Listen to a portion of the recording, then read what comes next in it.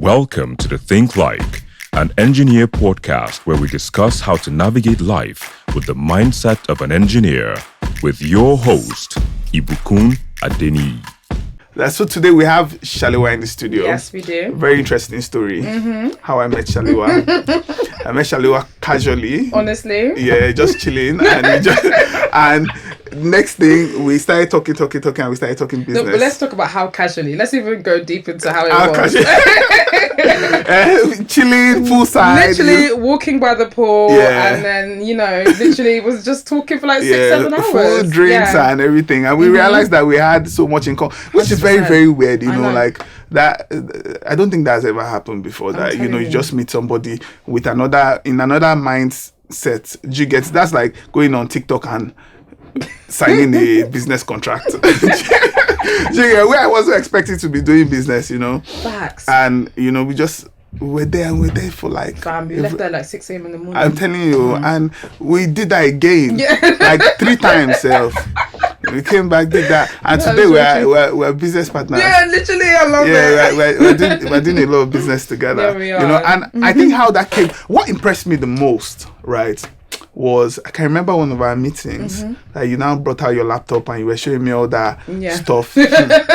I was impressed, like, because you're talking about your startup, Jamie Eats. And you were showing me the amount of work you had put in. I had never seen anybody put in so much work. That's, like, I had not seen anything like that in my life. So I was very, very impressed. Like, who is this person? And so that even takes me to my first question, right? I've seen a lot of people relocate back to Nigeria, which is your situation. You live in the UK. Definitely, yeah. And you came back to Nigeria. I've seen a lot of people relocate back to Nigeria, but it's always, your profile is a little bit different. I've seen people that maybe didn't like where they were abroad, maybe what they were doing, maybe nothing was, and they decided that, okay, let me come to Nigeria. Nigeria might be easier. Right? I've seen that. I've seen people that, come for maybe retirement, you could say, So I've seen all sorts of things. But in your own case, like, I feel like you can be, like, with the skill set that you have, you can be successful anywhere. So why did you come back? I was flourishing actually in the UK. So why did you come back? Very, very well. So honestly, it's so funny because everyone thinks I'm actually crazy, and I'm starting to think I probably am, literally, because I definitely was like doing so well. I came from a hedge fund background. I literally was I did to do equity research, and I was a quantitative analyst. So I had a good career, but like something was still missing. And so the way it was for me in the UK, I looked, was like, in 20 years time, where am I gonna be? I'm going to be working at the same type of institution, taking the same dirty train to the same area, and I'm just going to be maybe like a director or maybe like a portfolio manager. And I knew there was more to life than that small London. So the next step was like, okay, where am I going to go? And the logistics of going to America is just so complex and stuff. Like, I haven't got time for visa stress. And Nigeria, lockdown happened, dirty December, we'd be coming every year. And then I just kind of fell into Lagos, and I've loved it. It's been very eye-opening. Okay, so now I can imagine, I've seen people that move to Nigeria from like maybe working in a multinational company. You coming here now, it cannot be easy, because it's almost like you're starting all over again. Facts, right? So. And you mentioned that something is missing. Like, are you finding that is missing? And how are you coping? How are you? How are you handling the pressure? Oh man, no, such an excellent question. Like, the thing that's missing, I get it here. I feel like I'm fulfilling my destiny being here. Okay. Yeah, so it's a soul thing. It's a spiritual thing almost. Like, things clicked once I came back. However, because I didn't plan my move per se, I moved quite impromptu. I'm paying for it in other areas. So that's why I have like my platform, also my blog, IMoveBack.com, to help people that move back as well. Let me do a shy plug and check out our podcast too. IPK was on it as well. Check out episode 2. We'll put the link to that in the description. Check out that episode. But like, so it's a shock. And so right now, I'm paying for it because when you move to another country, you need to sort yourself out in it. Get your house, your car, your network of people. But some of us moved back during lockdown. We're doing it as we go along. So it's delaying us getting to that destination a bit more than it would have if we planned ahead. At the same time, it's teaching us more lessons than it would have teach the people that planned before they got there. So it's a blessing in disguise, definitely. Yeah. So what are you doing? How do you make money in Nigeria now? Yeah, sure. So my number one thing. So I don't know. I want to call myself the Queen of Excel. I think I'm almost going to earn that title soon by the end of the year. But yeah, my number one thing. I have a website. So it's a company called myexcelmaster.com. Okay. And so we're just like the place where you come to for all data analysis, but our niche, and nobody's doing this in the world right now, is we also good at data visualization. So we build amazing, beautiful dashboards within Excel, PowerPoint slides. We help companies do their valuation. So there's many services that we do that involve intense Excel, VBA code, VBA programming. We do that as well. So that's like my baby. Like, I love it. And then mostly, but I was also working on a food tech startup as well, and that has been a journey. We'll talk about that one in a minute. Okay, so now, to explain what you just said to people that maybe don't understand all that, when you're saying like Excel master, what I saw that was impressive was how you gather data. Do you get? So it's one thing to know, because many people feel like Excel master is Excel that they're using in their office. Their secretary even knows how to use Excel, but to crawl data, like I saw that you crawled Google data to get like names of restaurants in all over Lagos. Usually that would cost like that's a lot of work to get the amount of data you had, the names, the phone numbers, the addresses. It was amazing. So like, and which is something that I want to see more businesses in Nigeria like do.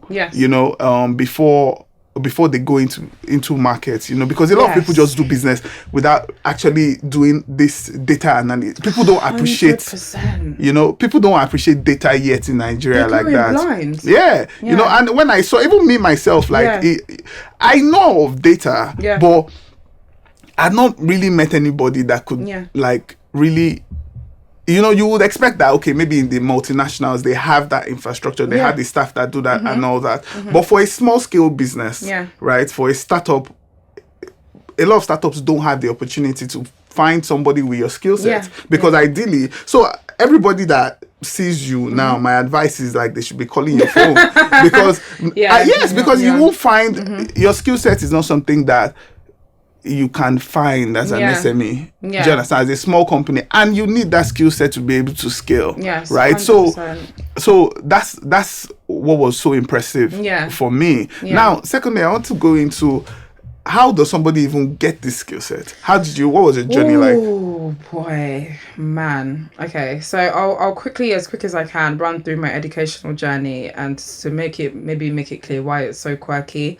So I did economics and finance undergraduate, and then I did a master's straight after in investment management. So that shows I literally wanted to be in the hedge fund industry. So I did that. Then what happened with my skills? I think I was in that industry, and then I realized it's becoming more quantitative as well. Everything human machines are replacing. And same thing with investment, even for large portfolios. I was like, let me teach myself how to code. So I went, I did a couple online courses at like Harvard, IBM, and some places. I use edX.org. So guys, people like me, so I'm an autodidact. We teach ourselves everything. So if you're like me, Udemy and edX are your best friend. Make sure you make good use of those. Invest the money. Like I love paying for courses. People have addictions to paying for things. I pay for like apps and courses. Like if you look at my Udemy, you're like, look at this girl. Like you actually have time to be learning. So Udemy is like my best friend and edX. And so I did that, taught myself how to code, got a job as a quantitative analyst, right? I think I was even like the first black female in London to become that. However, what I felt, my colleagues were PhD mathematicians at Oxford and Cambridge University. And then I'm just a black girl here that just taught myself how to code like last year. And I was feeling some kind of like imposter syndrome, and I was feeling a lot of pressure. And I could see the way these men were maneuvering Excel. And I'm like, yo, like, I want to be able to do that. Do you know what I'm saying? Like, come on. So what did I do? Went to Udemy. I bought all the advanced Excel courses you could do. I bought all the VBA courses you could do. And I did those courses. I still still do them over and over and over again, even up until today. And then one thing about learning that we need to make sure that we reiterate to people is one thing to learn, but where it sticks in your brain is with the practice. So every time I learn how to code or learn a new skill, I will do an own personal project. For example, when I learned how to code, I built a website. It's like a crime map, and that crime map could put in a postcode and show you all the crime in the area. I also used to do football betting a lot, so I did a football bot, prediction bot, for predicting the outcome of games. So I would look at my life and be like, okay, what do I want to build, and then make it a project with what I'm learning. So now when I did the Excel courses, it was a game changer. IBK, everything in my life, like I have so many spreadsheets. I have a spreadsheet for everything, and I would stay there. I would code VBA. So even that crawler, for example, that you said, that file was 40 files. I had to code VBA to open all the files, pull the data, put it in the place where it needs to be, and close the files all without disturbing me. So when I learned VBA, that's what made me be in love with Excel, because anything you want Excel to do, you can do it. And I prefer Excel to Python because I love visual stuff. So with the app, I did UI UX design.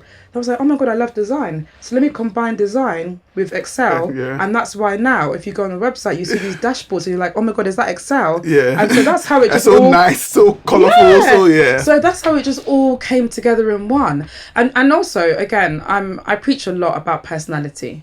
So there's a website, I'll send it to IBK. There's a website you can do, My Career Something. It's about a 40-minute test. And when you finish that test, it will give you maybe up to like 100 jobs, and it'll rank them 5-star to 4-star of a match with your personality. The thing is 100% accurate. When you do that, because I think the way to get the best out of a human being is to put them where they're meant to be.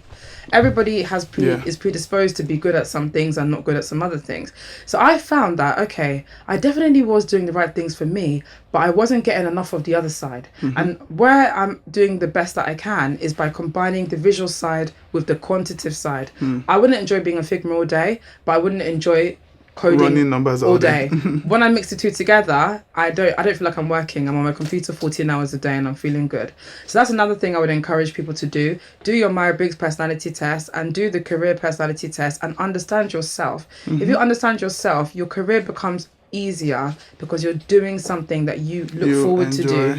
That's a word for a lot of people that can't figure out what they want to do. And which happens a lot in Nigeria. There's so many people that are doing there are so many people that are looking for their place in society, and for Nigeria to get to like its next level, it's about productivity. Amen. The population needs to be more productive. Amen. One of the things that I'm always trying to push for is people need to speak more. People that have found their way, to someone like you, your journey, it needs to speak so somebody else can listen and be inspired and know how to navigate that same journey. Me as a young guy, I was so interested in physics. I was so interested but I never knew how to go about it. So it took me longer. Exactly. Now when I meet people, when I mentor people now, within a year, 2 years, they are achieving what took me 8 years to achieve, and so we need more of that. So that also brings me to what kind of personality would it take to be where you are? Oh boy. Do I have to be a mathematics genius? Don't try this at home. And is it would you say that this career path is it something that you see more women getting into, or is it something that would be male dominated? What kind of personality would you say can fit, and what type of like natural skill sets would you say that can get somebody to where you are? Wow. Okay. The first thing, I think the most important with me that I've noticed is don't ever be afraid to dive into a new topic. Some people, especially when they're older, I feel like, it's too late. I'm 30. How can I learn how to code at 30? Or the thing is too late. How can I learn how to, some part of robotic science at this age? You're never too old to start diving into a new topic, number one. So the most important thing to become, so there's a concept right now. Let me bring this in right now. There's a concept in marketing, but it's applied in everything, called T-shaped skills. And if you look at if you do research on what a T-shaped marketer is, it's T because you need to have broad knowledge in many topics, and those many topics could be like behavioral psychology, it could be like SEO, it could be like SEO, it could be all these things, and then you need to have deep knowledge in about 4 or 5 topics, half the amount you have broad in. When you have that, you're more valuable to an enterprise or to your own business than if you were just specialized in one or two topics. So research T-shaped skills first of all, and sometimes people have already built a map for your industry, so do that first of all. That's very important. And like I said, Udemy, edX, you have to be a mad person. You have to be willing to sacrifice your social life at times. Today was the first day I left my house since the last time I was in this last Sunday. So I literally had been on Excel all week building dashboard templates for my clients and things like that for them to use, and also planning the business and things like that. I do everything myself. Another rule that I think is important, I say this rule, people don't like it, especially when you have a business. Every aspect of your business, do it yourself first. Do it yourself first so you know what's involved. Do it yourself first so you know when you eventually pass it on to someone, you can understand the language they're speaking. They may be better at, always hire someone better at you when you pass it on, but you need to do it yourself first to understand the scope of that activity.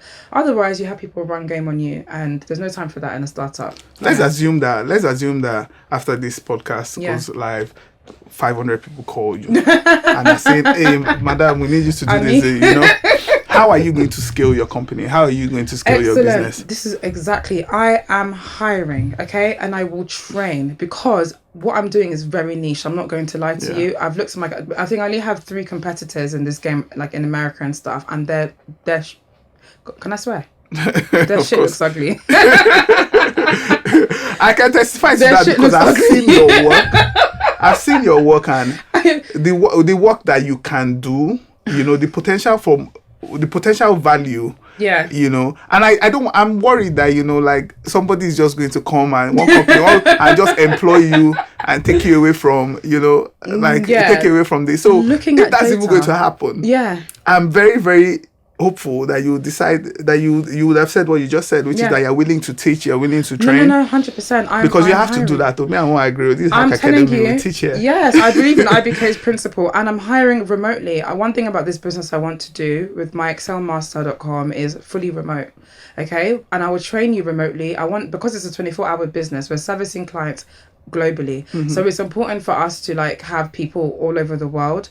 However, it takes training because a lot of the designs that I do with the dashboards are very futuristic.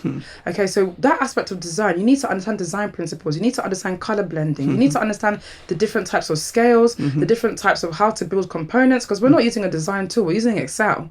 So it's definitely like a new niche, but my principle is looking at data does not need to be ugly. Okay, so people that build all these large spreadsheets, it's cute and that, make it look good, because there's a rule in design. I'm giving out a little gem here, but let me give it out. There's a rule of data visualization. Okay, you need to be able to tell the story of your graph or your chart in less than 10 seconds. Okay, I need to be able to look at this dashboard and know the main story in under 10 seconds. If I can't figure that out, you're making it look pretty, but the value is not being added to the founder or to the business. So there's a lot of here, but I am hiring because I am one person, and I really want to grow because everybody uses Excel, and so I really want to hire. So if you want to hire, would you hire a makeup artist? What would you hire? So some of the people that I hire, I'm a bit. This is where I discriminate a bit. I discriminate on personality, because I said I preach about personality. I read a lot. Personality over like background, over 100%. Like 100%. Okay, so you don't want to say, okay, you want somebody that has experience doing this, or you want somebody. No. You only care about the personality. 100%. Okay. The personality is the key to work with someone like me, because I work at 150 miles per hour. But you had a background going into this industry now. You had a background in economics, and business and all that, So maybe that helped. Yeah. Do you think it would be the same with somebody without that experience? So what you're saying is factual, but my business mixes design and, like you say, Excel and Excel. Design is something I learned since I designed the UI for my app in January this year, and I've already started learning design in January. Okay. And so I could have someone that's incredible at design, Okay. but they just need to catch up on Excel. Okay, so Yeah. okay. So the key is personality. The key is, are you willing to pick up any topic and learn? Okay. If today the business now is Excel, but we're going to move to Power BI, we're going to move to other kind of data analysis tools. We're going to do a lot of things. So are you willing to say, okay, now you've mastered Excel. Are you willing to dive into Power BI? Are you willing to dive into PowerPoint? We do now. I've got some PowerPoint slides coming up soon that are like, you're going to be like, whoa. So personality is key. You need to be dogged. You need to be so hungry and willing to learn. It needs to be like somebody's chasing you, okay? Because that's how I am. And I know that my speed, I've never met anybody that works on my speed, and I have my own reasons for why I work like this. But I want my team to be like that, and I'll support them. Everything you want from me, you'll get. I'm so mushy when it comes to like employees. How you feel when you start training? I had Jide over a while back, and we're speaking about like, but we're speaking about like experience. Like me now, I did a lot of training, and what usually happens, and what usually happens, same thing that happened with Andela.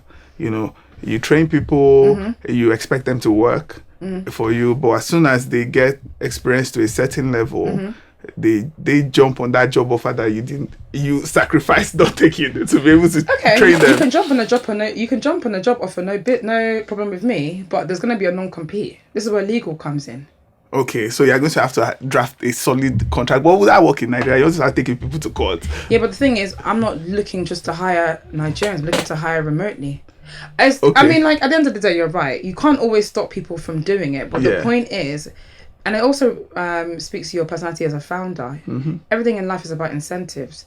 So are you incentivizing the staff that you hire and train to stay? Do you really understand the personality of the person? Some people's incentives is money. They go to the highest bidder. Some people's incentives is where's the best for my mental health. Some people's incentives is, okay, who is going to give me the job? Where am I going to be able to progress? So you have to, that's why I say I hire based on personality. I need to know what stage in life are you? What do you want from life right now? Are you looking to buy a house soon? Do you want a car soon? Are you looking to have a child soon? All these things are important when you're hiring people. But the corporate world that I come from, they treat us like slaves. It's corporate slavery. So when you come from that environment and you become a founder, you understand there's more than the work. You're dealing with a company is a group of human beings. So you need to know how to maneuver that human being. You know, it's not always easy, but I think the more people have that approach, the more we'll build companies with longevity and not have high turnover of staff, the way we see in some other companies. So from my the information I have, you know, like about you, on building your startup in Nigeria. I know that when you first came to Nigeria, I think you said something like, you were like, okay, let me come to Nigeria, let me start a company. You know, that was your first that was the first idea, but now you're now even moving into other things like your podcast and your company. You know, it was you. You know, so explain that. What was, tell me, break that down, so that somebody that is coming into Nigeria to come and I know you have a podcast that talks about this a lot, but still, you know, tell some about your experience in Nigeria doing business. You know, what was that like? You know, starting a company, and what was that like? Here's the biggest lesson that I learned so far, IBK. If you are not a technical co-founder, you don't have that skill. And being technical co-founder means if you are not a full stack developer, or at least back end or front end to a high level, you're starting a tech business, okay, you've lost from the beginning. Okay, so what you need to do is find a technical co-founder, because you need someone in-house that has your best interest of the tech. If you don't, what will take you 6 months is going to take you 3 years, and that is literally the situation that happened. And so I'm just starting to be more open about the journey and the mistakes that were made. And so we went from that development company, then we got signed on to a venture studio, and What's venture studio? So a venture studio is one stage before an accelerator program. So they come in at idea stage and they promise that they will build your MVP, get you your first 100 users, and guarantee you a certain amount of money that will be raised for you. So they're essentially your technical co-founder. Exactly. So when it's done right, fantastic. But when there's issues along the way, you know, again, it causes headache. Yeah. So I think one thing I've learned in my journey, I've done, like you've seen, I've done everything operationally. Yeah. There's nothing in this business that's not ready to go, and apart from the tech. And it's been like that for like over a year. So I've definitely learned painfully, but at least it will stick with me lifelong. Don't build a tech business without a technical co-founder. It's like 1 + 1 = 2, but it's a Nigerian thing. I think it's a millennial thing. Because I'm noticing it in Instagram comments on UK blog pages. It's a common theme even before I moved back to Nigeria. It's like they look down on 9-to-5s.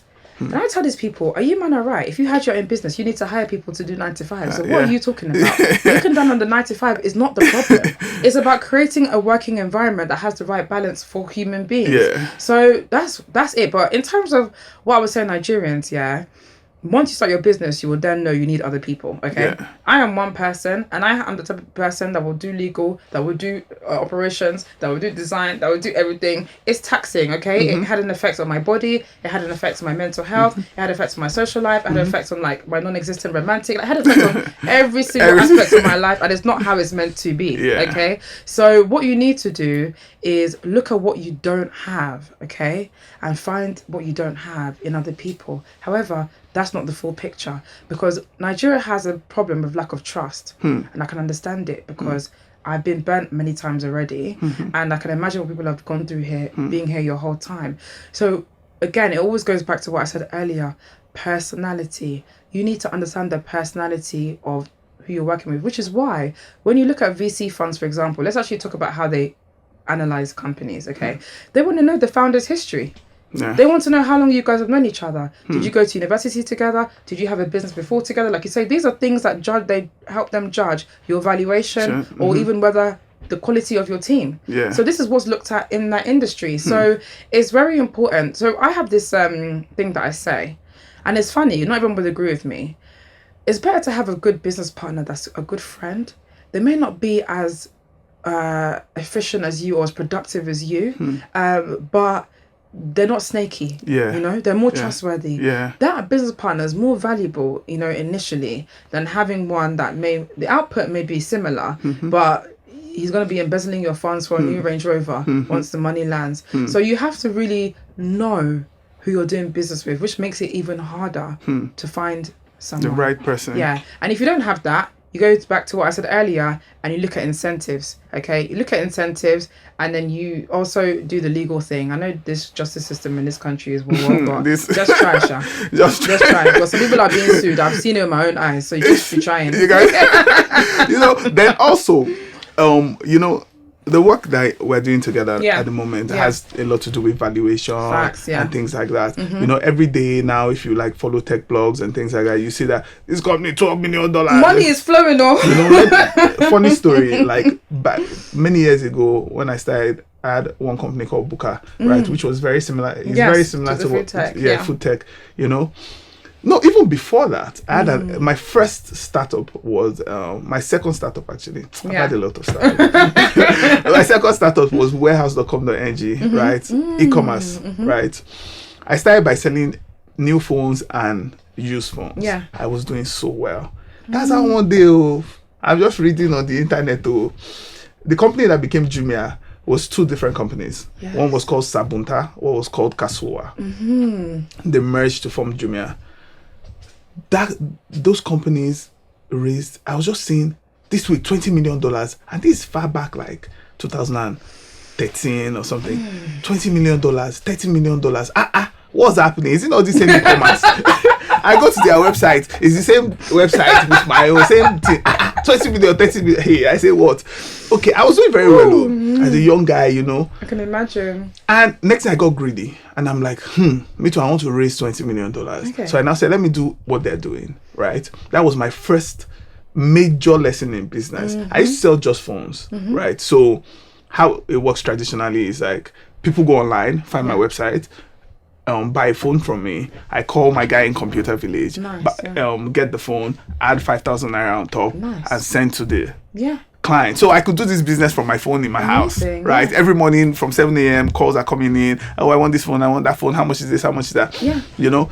But I'm not looking at Jumia. they're selling everything. I said, maybe it's because I'm not selling everything. The way the mind works. I was my first, before I later, in fact, my experience, and now I'm so much better in business. And that's why education is so important. Honestly, like I say, people need to learn. Like, you don't know what you don't know. What you don't know. Leave that one first. If you don't know something, you don't know. Like, forget this story. I later did a diploma in business administration, and I'm very, very grateful for that education. That's it helps me. The diploma was a very short course, right? But it made me understand that business is not rolling dice. Do you get? Like, people feel like business is just, let me just go and do business. Do you understand? Like, business is actually strategy. Is you have to understand what you're getting yourself into. So by the time I just decided to change from selling just phones to increasing my inventory, by the time I got my first order like this, somebody buys a phone and a mattress. The phone is in Ikeja. The mattress is in Isolo. Wahala. By the time I get to the person selling the mattress, the person say, this type of mattress is actually finished. That is this one. There was one day that I sold something to a client. I delivered that thing to the client. The client opened it like this. Now saw like the item was from Dubai. Now saw like Arabic stuff. Person say, hey, Arabic, Muslim. Hey, something that you've opened the box. Hey, God, no return policy. The person said they're not going to pay. I'd pay on delivery. I lost so much money on that order because the box, it had been opened. The person said I had to pay the person I collected the parcel from after all my logistic costs and everything. So it was a nightmare. That company folded. I was making money before started losing money every day. Do you understand? From you do business like this, you lose money. You're wondering, like, I didn't account for so many things, before doing that, and that was one of the major experiences I had in doing business. So that brings me to I mean, like, one thing that what you're saying also reminded me of was another principle that I picked up is every single failure I've had, I don't allow it to go to waste. Yeah. I'm obsessed. Like, the minute something is not working, it pains me to leave it, but I don't even leave it. In fact, I just try to find a way to drag it into the next thing. So that way, I make sure that I'm learning from like every single lesson. That's like, how can I be doing the same business with this person? And this person somebody is giving this person $20 million. Okay. And so many people, every day we are saying it. Paystack was sold for $200 million. It's a lot, yeah. How does somebody, people want to come into tech. Yeah. People want to create startups because they are seeing this news. So without even understanding what valuation is, so can you break that down? Yes, 100%. So like this valuation game there's a lot of myths about it and a lot of misconceptions about it. Valuation is subjective, number one. Let's put that out there. So we do our calculations. Like, we've done very thorough kind of calculations. We even did 5, with your case, I did 5 different valuation methods. Yeah. So that alone tells you, and each one, that was different, right? Yeah. The range was wide. Oh, yeah. So valuation is subjective and can be done in many different ways, number one. So what you need to do, though, is like look at where the stage of the business is normally decides the method. So, for example, large-scale businesses, somebody that's like a public company or a mature stage business, they have many years of cash flow history and statement history. They would technically use a discounted cash flow model, which is a DCF model. That way, you are projecting the next 5 years or 10 years of cash flows, and you're discounting based on your sales, based on what you do, your whole entire business, based on your whole statements, and then based on that, you'll now discount it back. Why discount it? Because money in the future, because of inflation. Is worth less than money today. So then you discount it back, and you add all the cash flows, and then you get a valuation. That is not technically used for startups because startups don't really have history. You can use it. And I always advise startups to do the exercise because especially when you're very thorough, like you would have thought about every aspect of your business. That's one thing I think is really important. But there's other ways. So there's other popular methods like the checklist method, the venture capitalist method, and they look at other things. So for example, those methods, they look at factors such as your team, competitive environment, like the quality of your product, as well, the quality of your relationships, any strategic relationships that you have. Do you have a board? Do you have suppliers already? And then they compare all those factors to the valuation of a comparable company that's more advanced than you. And then they adjust that valuation up or down based on your factors. So that's one way they can do it. Another way it can do it is look at those factors and base it off the minimum valuation of your company. But the moral of the story valuation, I know I'm going very technical, but the moral of the story is it's subjective. And so one thing I've noticed now, I think that it's inflated in a way. Yeah. And so when you see valuations of companies in the market, you have to be careful because you have to ask yourself more questions. Okay, what method was used? What time period was used? What's the discount rate?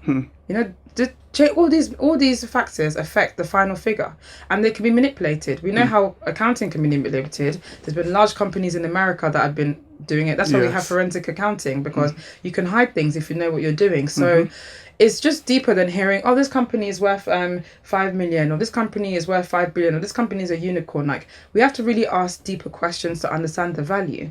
Because at the end of the day, what's the true value of a company? The true value of a company is your assets minus your liabilities. The same thing as the net worth of an individual. Okay, if I sell everything in this company today, and I take away the value of the debt, what do I have left? That's the most realistic kind of way to look at it. Yeah. But in the startup world, it's a bit different. Yeah, because the startup is being judged on its potential. Exactly. The market size and the ability to disrupt. Exactly. And all that. So now, with that being said, like, who are the people that now even give people this kind of money? Like, where are they? Who will give somebody $20 million? Like off one app? And I'm hearing that increasingly there are a lot of Nigerians that are VCs and all that, like, for like the average person, it seems like so far-fetched. Like, I have a friend that I remember when he got his first remote job, his mom thought he was doing Yahoo. I'm sure till today, his mom, when he tells his mom that he's just sitting in front of the computer and somebody is paying him $5,000, the mom says, this boy is doing Yahoo. This boy is doing, so it's the same thing. I can imagine if I'm just writing some code, building one small company that nobody can understand, and somebody gives me $2 million. Like, who gives people this kind of money? How do people access this kind of money? Okay, so first of all, the fundraising itself has a cycle, right? So you start with pre-seed, then you go to seed, Series A, B, C, then IPO is when you go public. Yeah. So that's, first of all, the run. Now, depending on each stage, there's a range of the certain amounts of money raised at each stage. For example, pre-seed could be anything between like 100,000 to like maybe 1 million or 2 million, depending on the company, But by the time you start going later to millions, when you see people raise 20 million, it could be Series B, Series C. So it's, so that's one factor.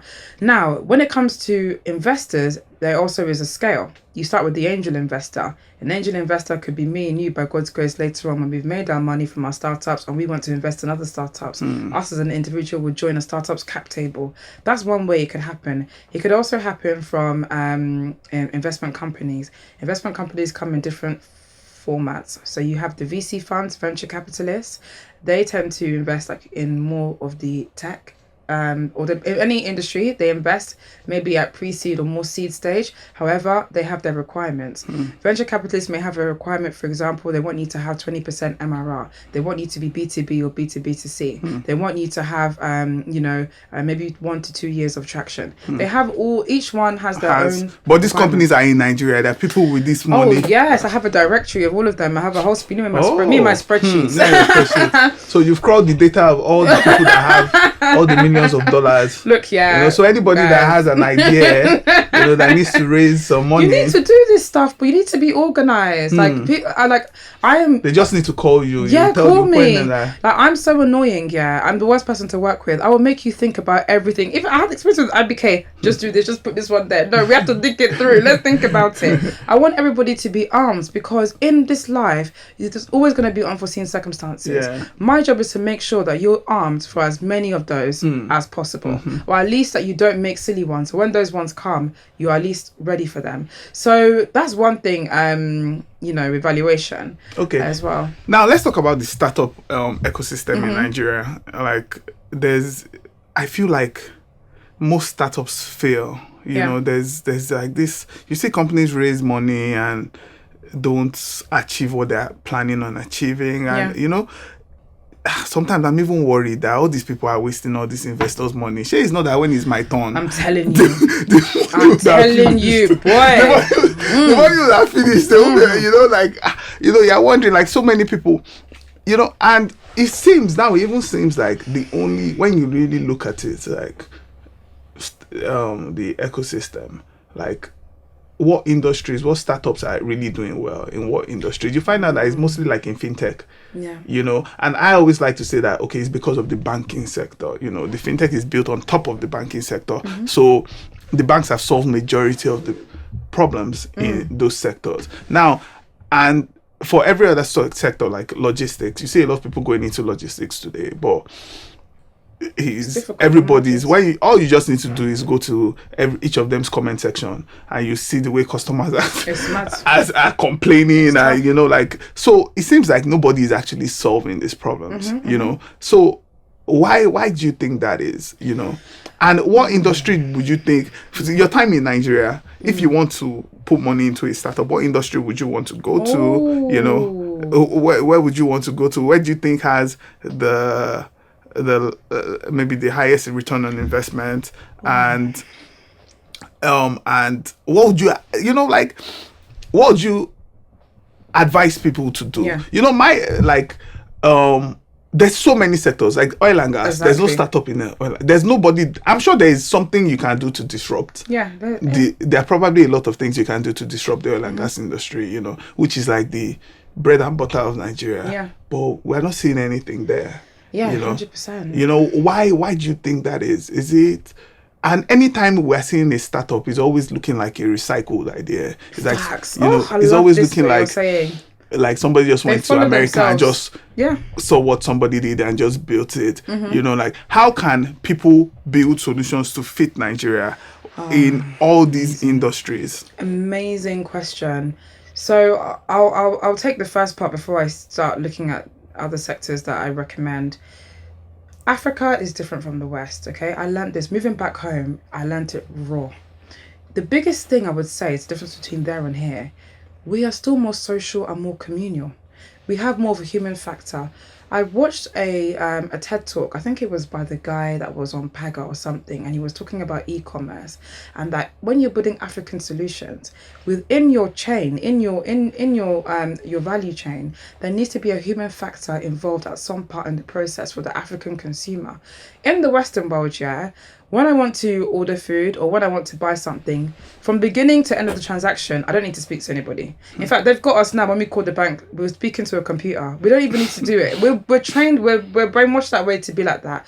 African consumers are not ready for that. So first of all, you need to kind of not overdo the tech and really make sure that you've got some aspect of a people part in the solution. Number one. Number two, this question is multifaceted because sometimes it's tough. A lot of founders will say this. Even I was at Lagos Startup Week 2 weeks ago, and they corroborated this idea that I had. As a friend, he's going to be a guest person. Oh, amazing! Oh yeah, the guy. Yeah, exactly. Olumide. Yeah, I think he's I met him that day. I was speaking to on the phone. Amazing. Yeah. Okay, interesting. So, what they were saying on stage on the fintech day, especially, for example, a startup in Nigeria can start a solution today. But the government can come with a regulation and that can have to force them to pivot into something else. They had it with GoCada, they had it with the digital cards thing, they had it with crypto solutions. We've had it in so many with dollars and everything, sort of right? flutter away by having issues. So sometimes it's not even the founder's faults per se. It's and that's why you need to come to my Excel master and do scenario analysis, okay? Because you need to project these things. When you do business, I have something. What are all the possible problems that can happen? What's a business solution? What's a tech solution? We do this on a spreadsheet. Very important. Anyways, when it comes to how to solve problems and why we're not seeing it in different sectors, I think that Nigerians are very smart people, okay? Very smart people, and we like money. We go to where the money is, which is why they say money is what fintech is where the money is. And I ask people when they have, what does your startup do? Fintech, digital wallet, changing money. But there's 50 of you that do that thing. Why did you go into that? That's where the money is. That's the only answer I've had. And also, so when you are trying to solve these solutions with all this disabling environment, your job is harder. And how many young people are willing to go through the grueling process of trying to innovate these areas? One sector I want to highlight, for example, is agriculture. Okay, when it comes to returns, agriculture is highly slept on. In fact, I am of the opinion right now, and I'm saying this live here, that to remove poverty and to create the middle class again that we need here in Nigeria, the only sector that's going to do that is agriculture. Okay, because agriculture is able to employ the people at the lowest level of society and put money in their pockets all the way up to the owners of these businesses and the private equity funds that invest in them. Why? We have so rich in natural resources. We have everything from I don't even need to list, okay? We know what this country has. It's incredible, from precious metals to minerals and produce, what we have. So now, there are some young guys that are starting to come into that space. It's incredibly hard, you know. Nigeria, agriculture in this place is so hard. But it's a place that, if you get it right, the returns are crazy. But what happens in that sector that they have issues with? Security. Right now, people are using Mopo to go to their farms. Okay? So you can imagine, it's even dangerous right now for some of them that are in that space. What are the other problems they're having? The smallholder farmers, they don't have money. Okay? All the aid that's given is getting chopped. So it's not getting back down to them. If you now see how they're processing the palm fruit, I even check the farm that it's come from, because some people's palm oil, I won't even use it again. By the time I've seen where they processed it. So it's just it's so complicated. The answer to your question is, being here in Nigeria, doing business here is the hardest place in the entire world. I'll say this, to do business, which is why when Nigerians go abroad, they flourish, because we have a disabling environment. So it forces you to innovate beyond what you need to innovate in the Western world.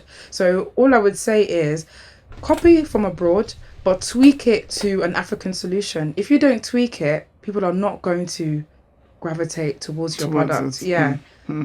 Now, if I'm also out now to go into more more social issues, and right now, this we have the technician visa to the UK. We have so many European countries, and taking a lot of people away from people are jackpotting, doctors, whatever, and fine. Some people say brain drain, whatever. Someone like me now, I have a problem. I love Nigeria too much. I can't go anywhere.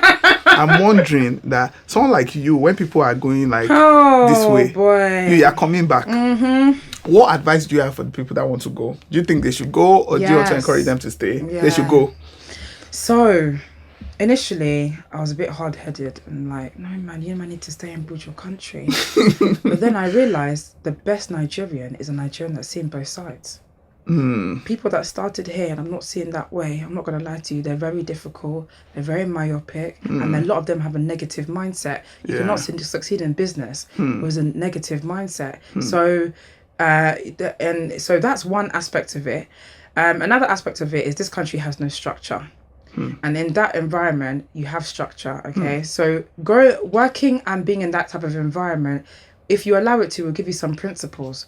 So why I find it difficult here is because when I say 2 p.m, I mean 2 p.m. When I say this deliverable date, I mean this deliverable date. And you think you're doing that with other people, but here, anything goes. So Should they japa? I mean, it's such an insult that right now on the bridge, Amazon Prime have been putting japa to Amazon Prime. Like, it's become a joke. You man are coming here. We know you're coming here. You're going japa to Amazon Prime. I'm like, the audacity. There's not even African shows that they're advertising on the damn flyer. Like, can you actually behave yourselves? The japa movement is bad. Like, let me give you some like real life anecdotes that we're seeing right now. Okay, shout out to people that are suffering with Zenith Bank, Access Bank, GT Bank. These banks have even tweeted, yeah, the reason why the network is down all the time is because they've lost their whole engineering team to Japa. I've got fellow startup founders, yeah, that have told me, oh my God, this week has been so stressful. 2-3 people resigned. I said, what's happening? I'm even looking at them like, are you treating your staff badly? They're saying, no, it's Japa. And they're not even giving us notice. This thing is so bad. It's like a dark cloud. They won't give you notice, so they'll just leave. I've lost 2 people this week to Japa, and before the end of this year, I'm losing another 3. So right now, yeah, the Japa thing is like, honestly, it's like a dark cloud going over, but it's a good thing. Let them go out there and be paid what they deserve, because the salaries here are disgustingly low. Let them go out there and be trained properly, because the Western world, let's give them their credit, yeah, they like to train. Okay, let me give credit to all my previous employers. I'm not even gonna. They made me in some aspects contributed to who I am today. Okay, because those Oyinbo men will still take the time to train you. I'm not gonna lie about that, and they train you in a civilized manner. I'm gonna be honest. So let them go there and learn. Okay, but have the mindset that the Chinese have. Okay, because Africa's the next frontier, whether you like it or not. So if you go there and park the bus there, boy, baby girl, you're gonna lose. I promise you. Yeah, you just come back to Nigeria and skyscrapers are everywhere. And we'll enjoy it. All this money, all this 20 million flowing here, you think it's by mistake. All you need to do is actually watch the conferences, watch world leaders. Again, stop getting distracted by all this trash TV that you're watching. If you see the trend is there right in your eye. Yeah.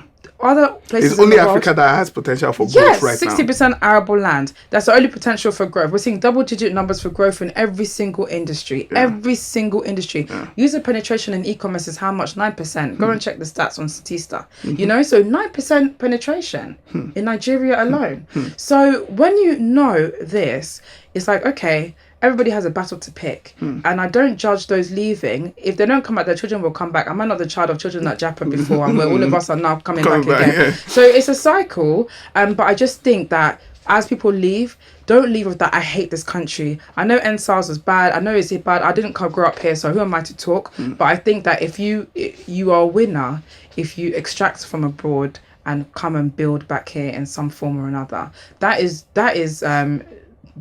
that will make you the best from that Japa movement, because they're going to get there and they're going to experience everything that we told them. Okay, when you go there now, you're a minority. You think it's easy to be a minority with your Nigerian ego? Yeah, you're and you're in a white man's land. Do you think that's easy on your psychology? When your children try coming to you saying what the fellow kids in the playground told your child, you know, you'll start to realize what it's like to be the outcast in society.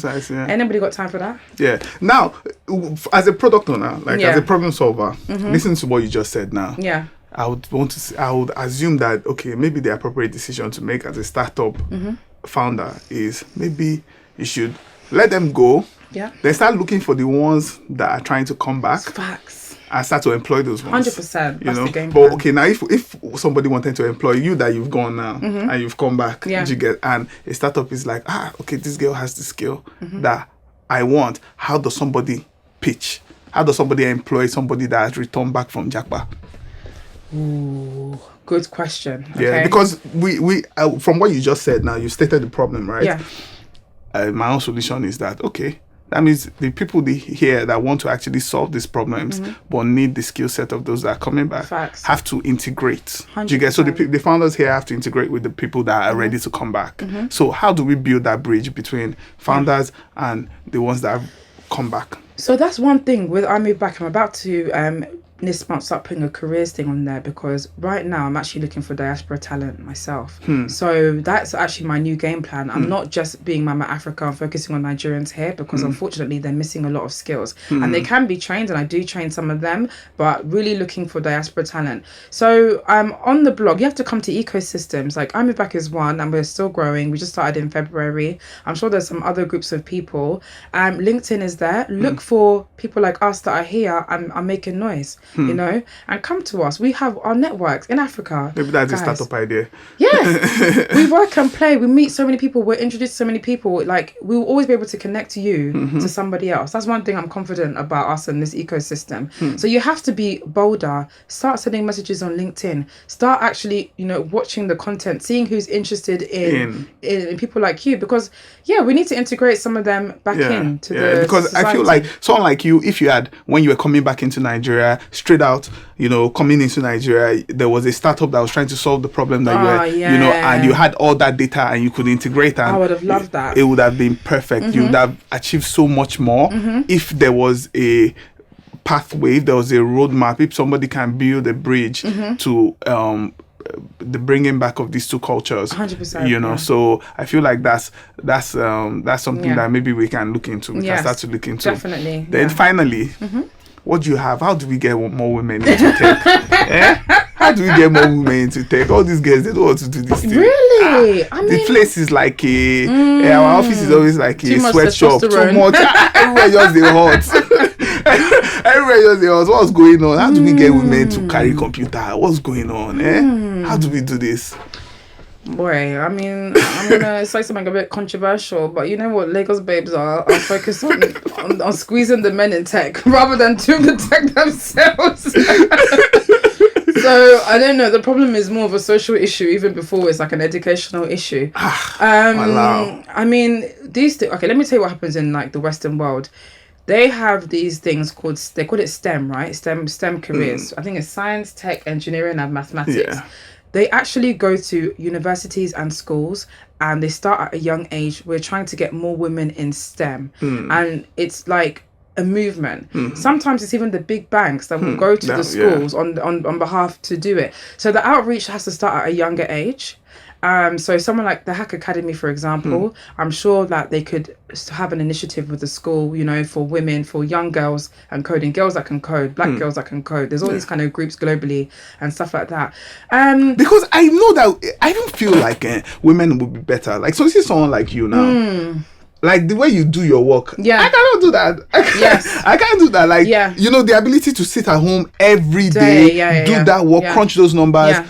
Guys are very more restless. You know, if a guy is doing that every day, it will seem like a burden. You know, but a woman is naturally just able to just do it. You know, a guy that is doing that will fall into depression after. You know, he's not happy. No, you know, or it, you have to overcompensate. Do you get when the guy comes out, will now be overcompensating, maybe drinking too much or doing. You know, he's not natural, you know, so we have to get women to fill those roles, and men are feeling just because, you know, there's nobody. How we need to get more women into these things. So the way to do it is the people are also that are already there. The responsibility is on them to call further. That may be for those of us that are on this YouTube game, or those of us that have a blog, or it could be those of us that are trying to do the Instagram thing. It's not difficult. It's not hard. You know, you got to speak. You got to speak more to the younger women to encourage them, because the world is changing, and also, it's not like they're lazy. You can't say that women are lazy. You see them doing makeup. You see them. They're not lazy. In fact, average Nigerian girl like this has 6 businesses. She's selling hair. She's doing makeup. She's doing this. She's doing that. Not lazy at all. Those things are harder than sitting on computer now. You would say that, but we're still not there yet. I've noticed this. For example, if you look at the traction that a beauty content creator, how fast her channel grows compared to how fast the tech girl would grow. You think so? No, I'm talking about numbers, like actual numbers. A girl, like as in like earnings.